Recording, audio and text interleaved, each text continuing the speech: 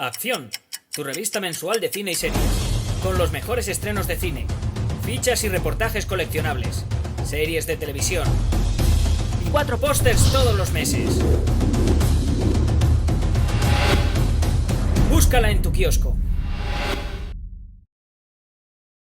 ¿Qué tal, Pablo? Vamos a hablar de La presa desnuda, la videocrítica que pediste a la revista Acción. En esta sección de videocríticas a la carta. Te agradezco tu paciencia, como siempre lo digo. La verdad es que voy un poco lento, es culpa mía, no es culpa de la revista, ni culpa de vosotros, ni culpa de nadie, es culpa mía. Y la verdad es que este tipo de trabajos que hacemos en la revista, pues tienen distintos tipos de enfoque, ¿no? Entonces yo he querido tirarlos por el camino de ver la película, tomar notas y estas cosas, pero no sé si me estaré equivocando, espero que no. Espero que estas cosas os gusten y que esto os resulte rentable, en cierto modo, desde un punto de vista de paciencia que tenéis los que habéis pedido las videocríticas y demás, ¿no? En cuanto a lo que podemos, en lo que puedo llegar yo a tardar en hacer la videocrítica, porque tenemos una lista y demás. Voy a hacer la microsección de avisos de la videocrítica, que va a ser muy breve. Primero decir que esto es una videocrítica de la revista Acción, revista Acción en papel, revista Acción en físico, que podéis conseguir en los kioscos y que por supuesto también podéis pedir a la dirección que os van a poner aquí, acompañando el vídeo y demás, aquí abajo en el vídeo. Y bueno, pues a voleo. A ver, por ejemplo, una sección que tiene mucho que ver con esto que hacemos aquí, que es la sección de análisis, y que bueno, en esta sección pues entran todo tipo de películas, pero digamos que se hace un análisis como diferente del que hacemos en las videocríticas a la carta, aunque sea la misma película.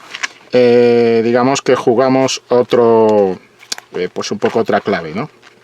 Otra clave porque es una sección escrita y bueno, confiamos en que la cosa pueda durar. Este sería el ejemplo de este número. Los análisis los hago yo con mi compañero Jesús Usero en la revista Acción. Este sería el de 12 hombres sin piedad. Y bueno, intentamos ir plano por plano, cosa que no hacemos aquí en las videocríticas a la carta, pero ir plano por plano, señalando un poco lo que son las claves de análisis. Aquí, por ejemplo, está mi compañero haciendo el análisis de Parque Jurásico. O sea, en este número concreto aparecieron dos análisis de revistas. Un clásico, 12 hombres sin piedad, y uno más moderno que era Parque Jurásico. Después, que si os gusta esto podéis darle a like si os gusta el vídeo, y que también podéis suscribiros al canal. Y que por supuesto esto es un vídeo con spoilers. Dicho todo lo anterior y dicho muy rápidamente, vamos a ir con La presa desnuda. Primero, quería comentar que La presa desnuda a mí siempre me ha llevado como referencia a una película anterior. La presa desnuda es de 1965.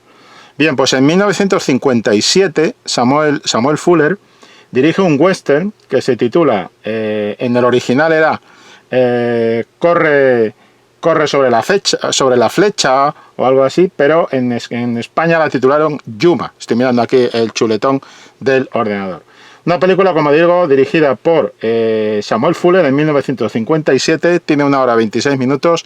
Pablo, yo te la recomiendo. Si has visto esta de La presa desnuda, te ha interesado, te recomiendo que le eches un vistazo a esta, que es anterior, que es, como digo, un western, una película en la que aparecía Sarah Montiel como coprotagonista junto a Rod Steiger, y digamos que argumentalmente no es lo mismo, ni mucho menos que esta que vamos a comentar, pero argumentalmente tiene cierta cercanía con La presa desnuda de Corner White.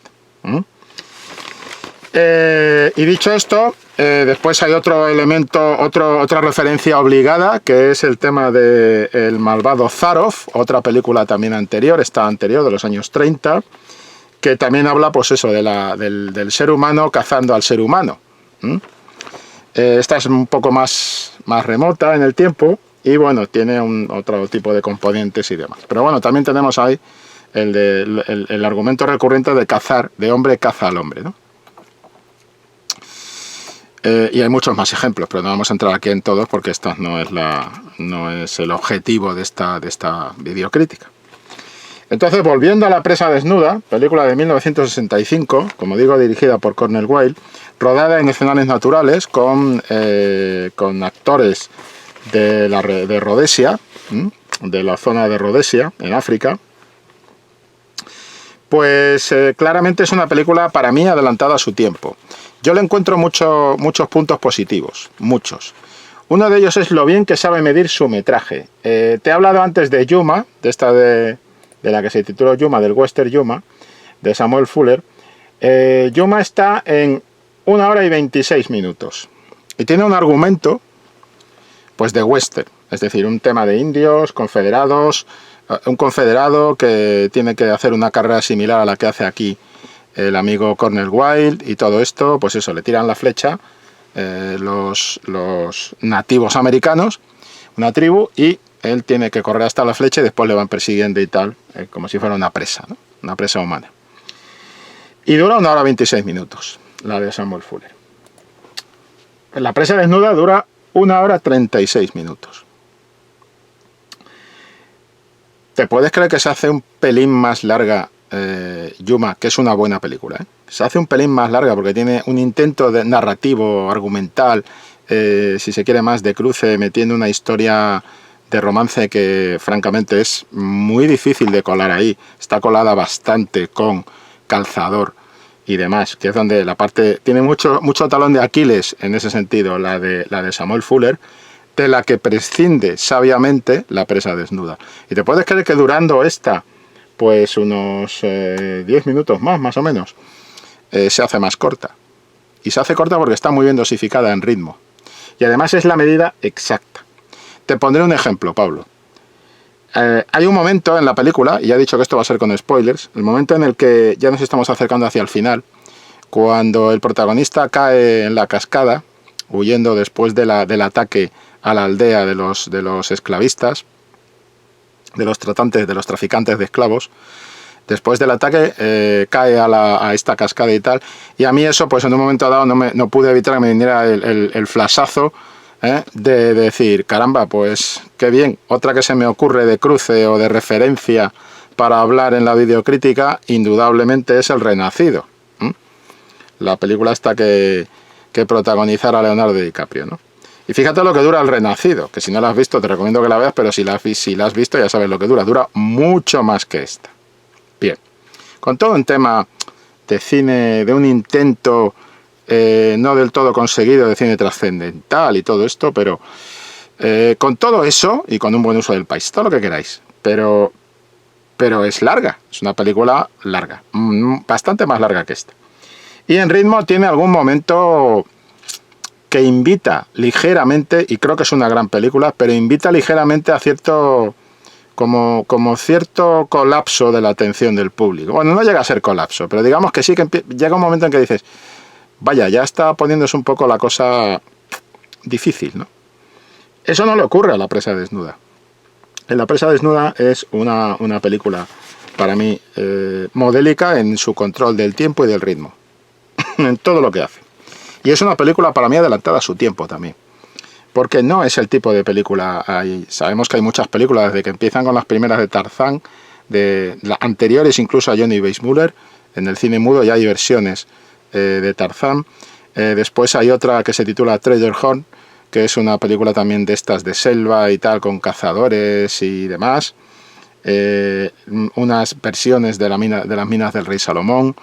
Todas las películas de estilo Hollywood que se han acercado de factoría de Hollywood, que se han acercado a África durante muchas décadas, han sido películas donde, digamos, se proporcionaba una imagen falsa, en cierto modo, que intentaba encontrar la verosimilitud en secuencias documentales que se habían rodado ciertamente en África.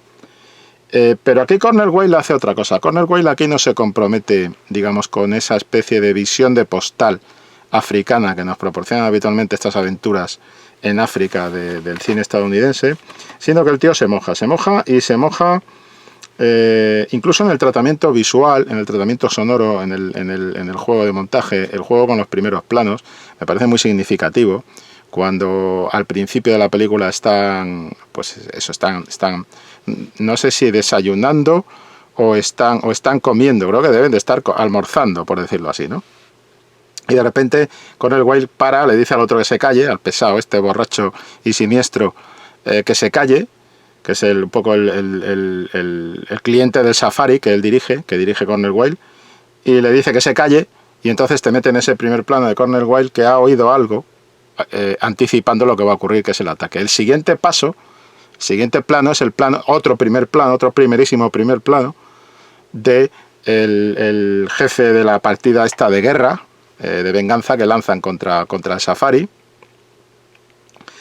Y es eso de primeros planos y demás, pues está muy bien. Por supuesto, el tema del paisaje, que está tratado, digamos, como una especie de laberinto, pero un laberinto muy bien desarrollado. Es decir, en el fondo, el paisaje también suministra, habría que incorporar en el paisaje toda esa fauna que vemos y esa especie de compás. Hablaba antes del ritmo. El ritmo tiene como una especie de marcador que va estableciendo el paso a distintas fases de esta aventura de supervivencia, que es la presa desnuda, que son los momentos de depredación reales, documentales, de los animales con otros animales. Esos momentos de depredación, son momentos de ataques, esos momentos en los que la muerte se convierte en algo absolutamente cotidiano, porque lo es, en los distintos paisajes africanos que va recorriendo la aventura. Son esos puntos, esa especie de puntos y aparte que va organizando el relato para seguir progresando en este camino, ¿no? en este camino de supervivencia. Y esa insistencia me interesa mucho en el paisaje. Hay unos planos, hay un par de planos, 2 o 3 planos, donde Cornel Wilde elige el reflejo, intenta, destaca el reflejo de la gente del safari sobre una superficie de agua, ¿no? Acuática. Es como si se desdoblaran, ¿no? Es como si estuvieran pasando, casi ese safari estuviera pasando al otro lado, ¿no? Como anticipando lo que va a ocurrir.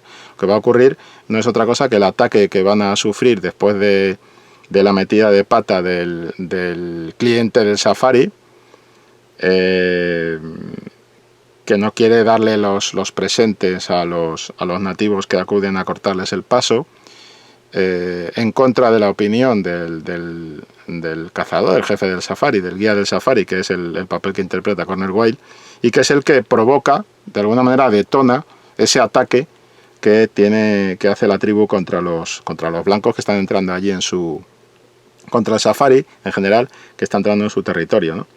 Y que no está dispuesto a pagar un poco el peaje de darles unos objetos para su jefe y tal, ¿no? Entonces, todo esto está muy bien organizado desde el punto de vista del ritmo, porque si nos damos cuenta, la película entra en materia de inmediato. Es decir, ahí no podría haber prolongado el safari innecesariamente, podría haber buscado recursos argumentales ahí para dilatar un poco el metraje. No le es necesario, mide perfectamente la jugada Cornel Wilde como director, y digamos que toda esa parte primera del safari pasa rápidamente, y además pasa de una manera donde se marca estos planos recurrentes de los tipos desdoblándose en el agua, pero además nos encontramos esa manera de mostrar la caza de los elefantes, que claramente pues es una masacre de elefantes, por los planos que le mete los planos de los cañones de los fusiles, de las escopetas y demás, disparando, y siempre los elefantes cayendo y demás. O sea, lo muestra como si fuera una masacre y no una diversión, no una heroicidad cinegética como muchas otras películas de Hollywood, incluyendo, por ejemplo, sin ir más lejos, clásicos como puede ser, por ejemplo, Mogambo de John Ford. Aquí, cómo trata Cornel Wilde esa idea de la matanza de animales es muy curioso, y por eso decía antes también, en parte, que en algunos aspectos está adelantada en cuanto a valores y demás a su tiempo. No oculta la parte más sangrienta, más brutal, porque después de esos planos del tiroteo, de los disparos contra los elefantes, vamos a ver cómo está el cadáver del elefante, un cadáver real, y vemos cómo los nativos salen de dentro del cadáver sacando cosas y tal, ¿no? Sacando las tripas y todo esto. Y después hay un plano también donde vemos cómo ponen las tripas al lado del fuego y tal. O sea, no da esa imagen de postal embellecida o limpiada o descafeinada de el safari al que estábamos acostumbrados en las producciones de temática, digamos, de aventura africana que nos había proporcionado Hollywood. Y creo que ahí Cornel Wilde pues corre sus riesgos y creo que le sale bien la jugada, ¿no? Porque es una película que no le ha pasado factura el tiempo. Es una película que la ves hoy en día e incluso, ya digo, de ritmo. Yo agradezco que además esté tan centrada, o sea, la honestidad. Es decir, esta es la película de un tío blanco perseguido por una partida de guerra de nativos africanos. Fin. O sea, ya, es eso, me centro en eso. Al contrario de Yuma, que lo que hacía era meter ese planteamiento argumental dentro de un esquema, pues eso, incluyendo romance entre Rod Steiger y Sarah Montiel, entre el blanco del sur y la nativa estadounidense, y de paso metían también esa especie de enfrentamiento del norte contra el sur en la guerra civil en Estados Unidos. Es decir, este tipo de cosas que de alguna manera, como no es que distraigan, pero que digamos que no es que sean deshonestas, ¿no? Pero en 1 hora 26 minutos Samuel Fuller intenta meter muchas más cosas, y aquí sin embargo Cornel Wilde se centra perfectamente, es honesto en eso y dice: este es mi argumento, yo me voy a centrar en esto, me voy a concentrar en esto. Eso también supone un riesgo, no busca recursos excesivamente fáciles. Y a mí me parece, Pablo, que desde ese punto de vista pues está muy bien, ¿no? No se enreda, no pasa rápidamente de la masacre, del ataque contra el safari a esas secuencias en las que vemos los distintos juegos de tortura y tal que organizan con los prisioneros los nativos en la aldea, ¿no? Con esos planos que van recorriendo toda la aldea y que además huyen del maniqueísmo, huyen de decir blancos buenos o gente del safari buenos, nativos africanos siniestros, diabólicos, y no, ellos tienen esas costumbres, hacen eso y lo hacen de una manera... Cornel Wilde insiste en que la cámara vaya paseando por la tribu, por la gente de la tribu, y muestra un poco cómo vive esa gente, y digamos que en eso tiene mucho cuidado de equilibrar un poco la propuesta, ¿no? Y de no buscar un maniqueísmo fácil de buenos malos, ¿no? En ese sentido tiene pues varios temas, ¿no? Por ejemplo, el tema de los primeros planos, que ya lo he comentado, los planos de los niños. Es muy interesante cómo muestra en la aldea a los niños pues también ejerciendo, o sea, imitando la violencia que ven de los padres, de una manera absolutamente inocente. Para ellos es como un juego, para los propios padres es como un juego. Cuando le dan una de los prisioneros a los ancianos para que jueguen con él, los ancianos lo que hacen es meterlo dentro de una especie de envoltorio de barro y cocerlo vivo al fuego. O sea, es bastante salvaje, brutal y siniestro ese procedimiento, pero para ellos es un juego. Y Cornel Wilde, la manera de filmar eso es bastante equilibrada, es decir, retiene la parte inquietante y terrible de ese proceso, pero no lo subraya, no lo comenta visualmente manipulando la opinión del espectador. Deja que el espectador saque sus conclusiones de ese asunto y vea cómo hasta cierto punto la frontera entre lo que para los nativos es un juego, para los blancos es una auténtica tortura, por decirlo así, ¿no? Y eso está muy bien llevado. Después tenemos pues por ejemplo la imaginación, ¿no? La imaginación que se aplica en esos suplicios, y que además esos suplicios son anticipatorios de lo que va a pasar con el propio protagonista, ¿no? Como el propio protagonista va a encontrarse en un momento determinado aparentemente en una situación de que no hay salida, ¿no? Porque claro, todos estos suplicios, el tema de al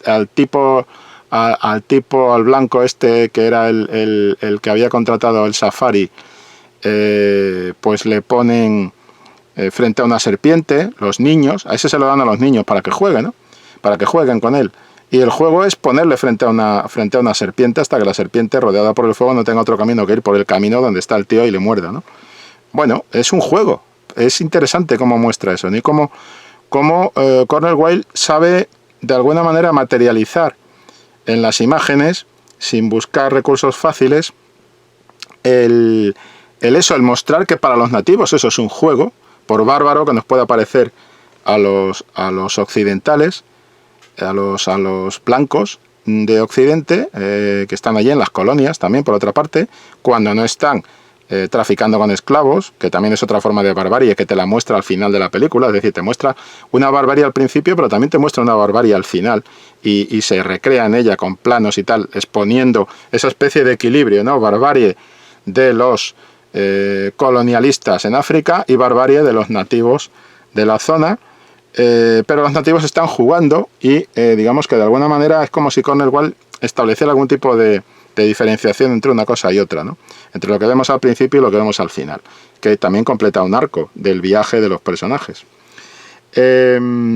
Y como decía, esa idea de los niños jugando, imitando la crueldad inocente de los adultos de su tribu, esos suplicios marcan pues esa idea de que parece que Cornel Wilde no tiene salida, o sea que lo tiene todo en contra para sobrevivir. Subrayan esa idea con esos callejones sin salidas que son esos suplicios para cada uno de los nativos, ¿no? Después es muy interesante algo que se repite durante toda la película, que insisto tiene muy buen ritmo en mi opinión, y es que son esos planos como decía, de depredación de los animales, pero también esos planos en los que animales, insectos, felinos, la pelea del felino con el simio, cómo te muestra esa idea de la violencia, ¿no? Pero intenta establecer esa idea de, para nosotros puede resultar violento, puede resultar brutal, pero es algo cotidiano en la selva. Es más, es algo necesario, porque las especies, los depredadores tienen que depredar. Y entonces lo que hace Cornel Wilde es oponer esto, o de alguna manera medirlo, equilibrarlo, con esa otra depredación que es como un juego que perpetran los humanos, ¿no? Y como vemos, los animales, hay algunos planos donde hay de repente algún tipo de ciervo de la zona y tal, que está mirando cómo pasa Cornel Wilde y cómo pasa el otro detrás, ¿no? Y es como, hay esos planos de la naturaleza inmutable, mirando la violencia que se perpetra a su alrededor, ¿no? Esos planos de las hojas, de las ramas, de los árboles, que están de las montañas, de esas extensiones verdes, donde se pierden en esos grandes planos generales, se pierden los personajes humanos, se minimizan, son como hormigas, son como insectos, en esa grandeza del paisaje, con grandes planos generales que te mete el director, y que además te permiten ver cómo el blanco va delante y la partida de guerra de los africanos va detrás, siguiéndole, y la diferencia que llevan y tal. La manera en la que la naturaleza cumple un papel como de testigo de todo esto que está pasando, de todo este juego de persecución y muerte que se está perpetrando a su alrededor, y es un testigo, pues bueno, inmutable, al que le da igual todo eso, es decir, es un testigo que conoce esa violencia cotidiana de la depredación, pero con esa diferencia que establece el director frente a esa depredación de carácter, por decirlo así, alimenticio, lógica y natural entre las especies de la zona, y esa otra depredación / juego que perpetran los humanos, ¿no? Y que al final va a desembocar pues en esa masacre, en ese ataque contra la aldea para capturar los esclavos y demás, ¿no? Me parece muy interesante el uso de la música para marcar el ritmo de la caza, con los tambores, los tambores que son como un latido, pero un latido pim pim pim muy bien llevado por percusión y demás. La percusión es esencial en el tema, en la música de la película, y marca un poco el pulso de la propia aventura, del propio relato, y como también los sonidos de la selva, reforzando esto que he dicho antes, la naturaleza inmutable a la que le da igual lo que está pasando allí de alguna manera, y establece como una diferenciación, un distanciamiento entre pues esa depredación, esa muerte, esas escenas de violencia de animales contra animales, que forman parte de la naturaleza y de lo cotidiano, y esa otra cosa no cotidiana de los humanos. Cómo los humanos imponen una violencia, digamos, por decirlo así, ajena, extraña a los ritmos de muerte que hay en la naturaleza, de vida y de muerte que hay en la naturaleza, ¿no? Me gusta mucho la composición que tiene el director, cómo utiliza los grandes planos generales, cómo podemos encontrar toda la batería de posibilidades de plano en la película, cómo tenemos esos primeros planos de los que hablaba antes, pero también tenemos esos planos generales donde saca el máximo partido al paisaje y al peso del paisaje sobre los personajes. Y también cómo tiene esa composición de algunos planos, que por ejemplo el plano en el que podemos ver a Cornel Wilde, al cazador blanco que está huyendo en la derecha del plano, más cerca de la cámara. Después vemos una especie de árbol o similar justo en medio del plano, y en la profundidad de campo de la izquierda, o sea, vemos venir al cazador, al tipo de la partida de guerra que va persiguiendo, que va cazando, uno de los que va cazando de los perseguidores del cazador blanco, ¿no? Y se forma como una viñeta. La viñeta la forma precisamente ese árbol, es decir, el peso de la naturaleza para componer y para crear esa especie de viñeta que separa a los dos personajes, ¿no? Y que tiene un ritmo muy interesante, porque de repente es como si tuviéramos un plano de pantalla partida en la pantalla, ¿no? en el plano. Está muy pensada en muchas composiciones, ¿no? Y también es interesante eso que decía, el sonido de la naturaleza cuando Cornel Wilde está comiendo la serpiente, por ejemplo, ¿no? O cuando intenta comer cualquier tipo de fruto, el sonido de la naturaleza, que de repente queda roto. Es lo que decía antes, como la naturaleza es inmutable frente a estas cosas que hacen los hombres, pero su sonido, su voz, la voz de la naturaleza, los pájaros, las ramas y demás, para cuando empieza, por decirlo así, la parte de percusión de los tambores que acompaña la partida de guerra. O sea, como el sonido humano rompe el sonido de la naturaleza. Está muy bien en varios momentos de la película.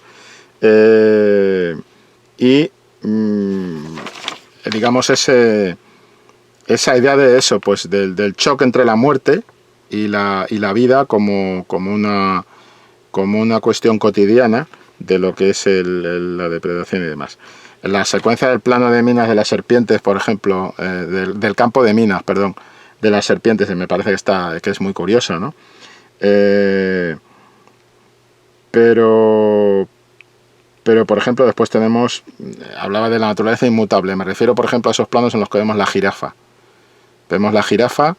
esos planos donde se te centra en la jirafa, y después está el otro teniendo su propio drama, ¿no? De ser perseguido y demás. En los planos del buitre hay un plano hablaba antes de la composición, hay otro plano que me llama mucho la atención, aparte de este que decía yo de la pantalla partida, que demuestra el protagonismo, el papel, el peso que tiene la naturaleza en la composición de los planos, ¿no? A mí hay otro que me gusta mucho, que es el plano del buitre, el plano en el que vemos a un buitre sobre una especie de roca en primer término, y vemos a Cornel Wilde al fondo, que está a punto ya de caer, ¿eh? Y es como ese juego, ¿no? Y el final, pues bueno, ese final de los traficantes de esclavos, que conduce un poco al encuentro con la niña, y que de alguna manera sirve como una especie de paréntesis en el viaje, en el relato de la persecución, que ahí encuentra un paréntesis de calma, un paréntesis de emociones en positivo, como una especie de descanso breve para que el público aborde la parte final de la película, y también para que se genere una intriga, un suspense, porque claro, el espectador está ahí pensando, a ver, esto está muy bien, este tío se está relajando, los otros siguen detrás, pero este Mendes se está relajando con la niña, canta canciones con la niña y tal, y esa separación de la niña, yo me voy por aquí, tú te vas por allá, Todo eso contribuye, por un lado, a un momento de calma, de paréntesis de calma en el relato, pero de cara al espectador genera una tensión, porque sabemos que los tíos siguen detrás de él. Y claro, ya justo cuando anticipamos que siguen detrás de él, y anticipamos más todavía cuando vemos el plano de Cornel Wilde frente a ese fuerte que hemos visto al principio, porque como digo, la película empieza muy cañera, no se enreda en nada, va al grano. Yo le agradezco que vaya al grano, agradezco que haya una película que sea capaz de contarme una historia en 1 hora y 36 minutos, que me parece que ya a veces nos estamos pasando con los metrajes, sinceramente. Y esto es un debate que puedo tener tengo con mis alumnos en la escuela de cine en la que doy clases, pero también lo tengo con muchos de vosotros, ¿no? Pues a veces en los directos y demás. A ver, las películas duran lo que tienen que durar, punto. No es esa la discusión. Pero yo como espectador puedo pensar que para cierto tipo de historias, hay cierto tipo de historias que se están contando en el cine actual con un exceso de metraje. Con un metraje que simplemente la historia no requiere. Y que de alguna manera lo único que hace es romper un poco, quebrar, molestar al ritmo en conjunto de la película, ¿no? Pero bueno, esto también, como todo, es... aquí cada espectador es de alguna manera monarca absoluto de sus preferencias, como es lógico, y tiene derecho a que le guste, no le guste, lo que sea. No tenemos por qué pensar todo lo mismo, ¿vale? Pero yo creo que sí que es cierto que hay historias que no requieren el metraje, y creo que el cine clásico en eso era... A ver, también había películas largas en el cine clásico, ¿vale? Pensemos en Intolerancia, pensemos en Ben-Hur, pensemos en Lo que el viento se llevó, hay muchas que podemos ver que se alargan, ¿no? Pero creo que dosificaban mejor el ritmo, o sea, había una dosificación. Si tú tienes que contar una historia, el ritmo iba más acoplado a la propia historia, ¿no? A lo que realmente la historia necesita, ¿no? Y en ese sentido yo creo que La presa desnuda cumple perfectamente con esa premisa, ¿no? Es decir, no necesita ni un minuto más y no emplea ni un minuto más, ¿no? Y por eso digo, empieza rápidamente con ese plano del castillo, de esa especie de fortaleza. No es un castillo, es de un fuerte, de este fuerte, pues de la época en la que se está produciendo la historia, que es 1800. Acaba con otro plano de ese mismo edificio, y cuando llega ahí Cornel Wilde al final del relato, con ese descanso previo que hemos tenido con la niña, con las canciones y todo esto, que además está perfectamente dosificado. O sea, es que cuando hablamos del ritmo es muy importante. Es decir, si Cornel Wilde alarga eso 5 minutos más, ya es un pestiño la película. O sea, lo siento, pero es así, ya te me estás pasando. Es decir, lo de la niña está muy bien en su dosificación y está perfectamente dosificado. No necesitamos ya ni más niña, ni más canciones. Muy bueno también que no caiga en el drama, porque yo cuando aparece la niña me asusto porque digo, cuidado, vas a caer en la trampa de lo melodramático. Vamos a ver una secuencia desgarrada y tal. No, afortunadamente no. Cada uno por su lado, hasta luego, que te vaya bien y ala, a vernos, ya nos veremos. Quiero decir, no solo dosifica bien, sino que encima no carga las tintas o hace un uso abusivo de lo melodramático en absoluto en toda la película. Incluso librándose de todas las trampas en las que podría haber caído. Se libra de todas el tío. Y también eso sirve, no solo como descanso, como digo, sino como plantear esa intriga, ¿no? Ese suspense de cuidado, te relajas, tronco, los otros vienen detrás. Y efectivamente, cuando vemos ese plano de Cornel Wilde frente al castillo, llamémoslo fuerte, a esa fortaleza blanca que vemos ahí arriba en la montaña, con todo lo metafórico que supone el tener que subir para alcanzarla y sobrevivir, todo esto, que esté cuesta arriba y demás, cuando llegamos a ese plano, es imposible que el espectador no piense, y ahora es cuando te vas a quedar en la puerta, chaval. Tú no vas a pasar de ahí, porque te van a dar lo tuyo, lo de tu primo. Porque los otros están detrás. Nosotros sabemos que los otros están detrás. Al que parece haberse olvidado es a él, que ya está poniéndose triunfante, ¿no? Este partido lo vamos a ganar. Bueno, pues precisamente ahí cae la flecha, le ponen la flecha, digamos, casi en el cogote, y es cuando empieza esa parte final que está mucho mejor tensionada, que tiene mucha más intriga precisamente por ese descanso previo que hemos tenido con la niña, pero absolutamente dosificado, importante, no pasarse. Yo muchas veces de verdad que no entiendo por qué los directores prolongan algunos momentos que están puestos para, desde un punto de vista como este que decimos de la niña, para generar un descanso, abrir una pausa, y que no es necesario desarrollar mucho más. Además está perfectamente desarrollado. O sea, la niña está genial, y de alguna manera cuando se va, pues tú piensas, joder, vete tú a saber lo que le pasará ahora a esta muchacha, teniendo en cuenta que su aldea ha sido, pues eso, devastada y asolada y se han llevado a la gente y tal, ¿no? ¿Cuál es el futuro que le espera a esta criatura por ahí, no? Pero deja ahí ese fleco, no da más la brasa con ello, no hace hincapié, no le hace falta, va a mínimos. Y creo que eso es muy positivo en toda la película. Y creo que eso se puede aplicar a toda la película, es decir, toda la película funciona muy bien en ese sentido. Así que bueno, yo creo que hemos dado un paseo, nunca mejor dicho, por esta especie de película de itinerario que es La presa desnuda. A mí me parece de las mejores en el tema que aborda, en su fórmula, y además una película que, como digo, rompe con su tendencia temporal de la época y busca, estamos hablando también de 1965. El cine empezaba a buscar nuevos caminos, el cine tenía que empezar a mostrar un tipo de personajes más ajenos al maniqueísmo. Digamos que Cornel Wilde supo estar un poco por delante de su época y hizo una película que todavía hoy se mantiene con buen tono, se mantiene moderna, y creo que eso tiene mucho mérito, porque creo que eso es lo que define el buen cine.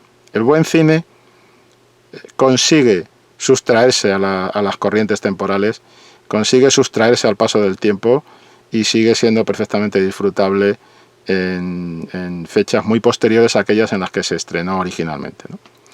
En fin, aquí lo dejamos, Pablo. Ha sido un placer hablar de La presa desnuda, porque, insisto, es una película que yo tengo entre las de mi colección de esenciales del género de aventuras, y una película muy madura dentro del género de aventuras, que es un género que en muchos casos ya sabemos que tiende un poquito a la inmadurez, pero aquí es un ejercicio de madurez muy interesante lo que hace Cornel Wilde con la presa desnuda. Nos vemos en otra, Pablo. Hasta luego. Acción, tu revista mensual de cine y series, con los mejores estrenos de cine, fichas y reportajes coleccionables, series de televisión y 4 pósters todos los meses.